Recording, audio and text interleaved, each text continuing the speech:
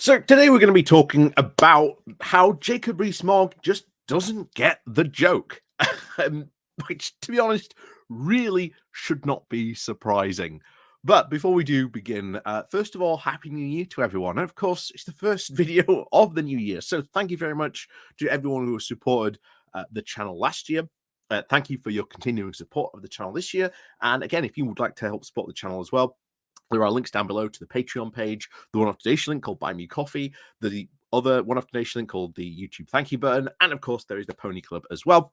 And remember, if you do join the Patreon or the Pony Club, you will get access to a weekly video that you can only get access to if you join one of those two things. So thank you very much to all those people who do help support the channel and have supported the channel throughout all last year, and to everyone who will support the channel this year through one of those things. Or remember, you can always click the like and share button, and that helps out the channel as well. So, yeah. Let's talk about this joke then, because honestly, when you think about it, it's kind of funny. Liz Truss, as we all know, was the shortest serving prime minister the UK has ever had. Of course, that is, if you exclude the ones that died very early in office or the one that was poisoned. So you know, but she was booted out very unceremoniously, which I think adds more to the joke itself. So she was booted out, of course, as we say all the time. When you talk about this, I think you should always mention for pretty much crashing the economy and almost destroying the UK pensions industry. And as we always say, if that had happened, we would be in a far, far worse situation than we are now. But the ultimate joke, the ultimate irony, of course, of all this is that Liz Truss still thinks that she did nothing wrong, that it was just the wokerati, that it was just those, quote, woke orthodox economists who did her in. No, it was her own stupid, foolish bravado doing this and being told, well, by people that, oh, don't worry, if you do this, everything will be fine. And so she was booted out. And what does she get now? Well, Liz Truss now, as an ex-prime minister, is allowed to write out her honours list, that she can hand out gongs and honours and knighthoods to pretty much whoever she wants. And it has been a long-standing tradition of British prime ministers to do this. That is true. But just because it has been a, quote, long-standing tradition does not mean we should probably continue with that tradition. In fact, this tradition of the honours list and the New Year's honours list as well has, to be honest, by far run its due course. Because when Liz Truss particularly honoured one of the people, being in the Taxpayers Alliance, someone who heavily backed her crazy economic plans and said how wonderful these were going to be at the time, and that there was nothing wrong with these plans of, you know, crashing the economy and destroying the UK pension industry. Oh no, that was perfectly fine. And then, of course, another one of her honours just happened to give a large, sizable donation to Liz Truss herself.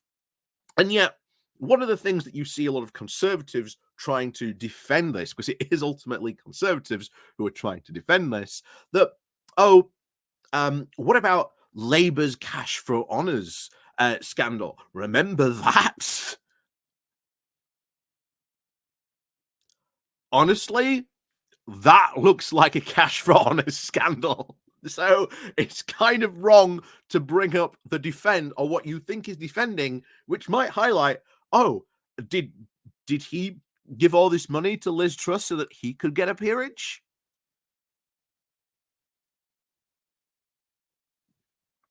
And then, of course, who should come riding to the defense of Liz Truss but none other than, of course, Jacob Rees-Mogg, who has decided that he's going to defend this absolutely inexcusable practice that honestly encourages really bad governments, cronyism, and putting people into being lawmakers which, bear in mind, not electors either. And I thought Jacob Rees-Mogg was all against unelected, um, bureaucrats. I couldn't help but think there was a point where Jacob Rees-Mogg was heavily part of an entire campaign against unelected bureaucrats. And once again, this points out the continuing bizarreness of Brexit, that it's not okay if Europe does it, but somehow it's all right if it's done here because that's our thing. And as we said, and the ultimate thing is, the big thing is, oh, this is just a big tradition. No, even if it is a tradition, maybe some traditions just deserve to be put to bed and put to rest and just ended. And as we did last time, we talked about the Liz Truss lettuce list, as it's becoming known as, because, hey, as a lot of people are pointing out, that lettuce probably had more right to produce its own honours list than Liz Truss did. At least the lettuce didn't crash the economy and gave us all a good laugh while Liz Truss was, well, doing that. But what did Jacob Rees-Mogg have to say? Well, in an interview, he had this to say. He said that it was the right of former prime ministers to make these nominations, and it was a reasonable way to allow her to thank those who had helped her serve in the highest elected office in the land. Really? What happened? And who exactly did this help? What did they help her to do? Did they try and stop her from crashing the economy?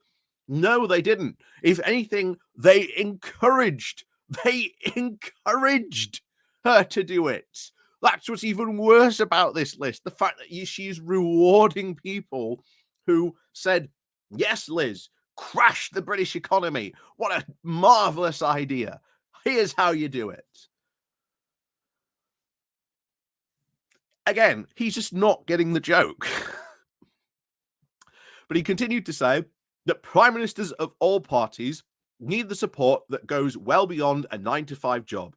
And those who support them are trying their best to fulfill their democratic mandate by helping held by all PMs. Here's the thing.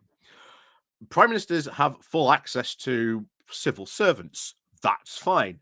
Uh, you know, and if you want to reward someone from the civil service, maybe you can give out a special award to them. That would be fine. I think rewarding people, especially in the civil service, is really good because they do a genuine public good. And then, of course, what about special advisors?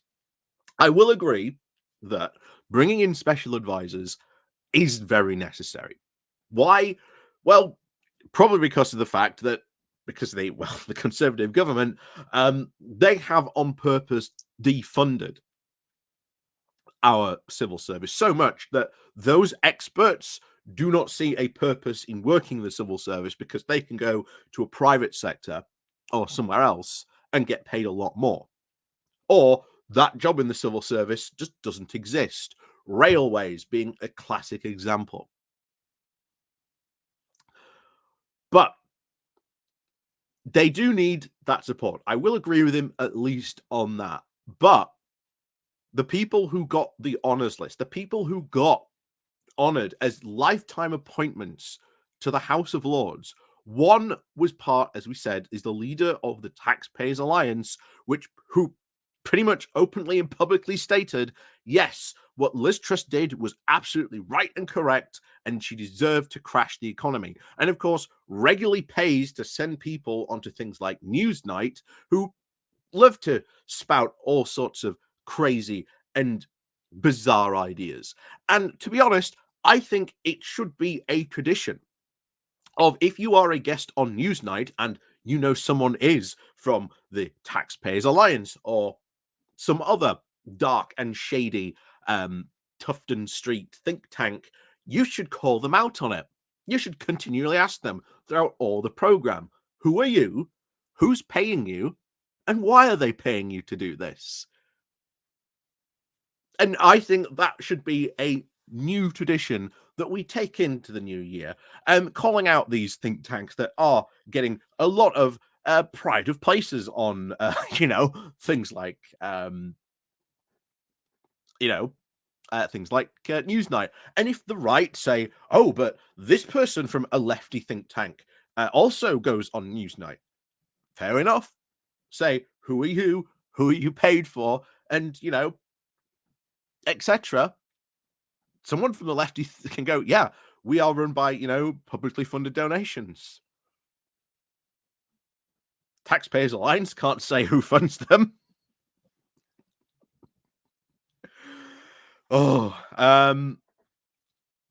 so he continued saying that honors have this is where you can see he was absolutely tone deaf. That honors have long oiled our political system and cost nothing, so it is hard to see what the harm is, except it upsets the po-faced Puritans.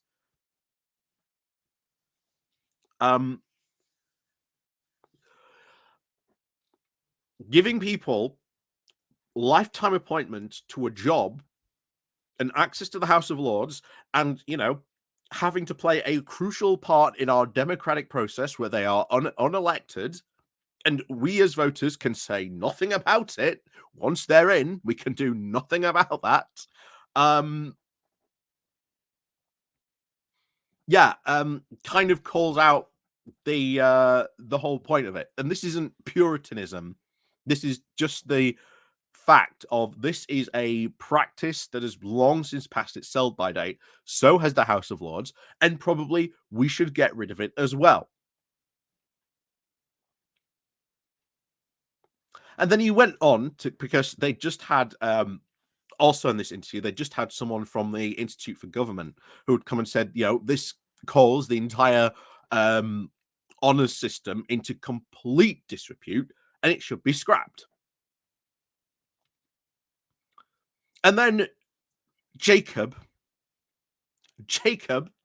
comes out and goes, oh, this government blob, the blob incarnate, he called them. They never criticize honors for civil servants. You've just had someone from the Institute of Government come out and said that this whole honor system is being called now into disrepute and should be scrapped.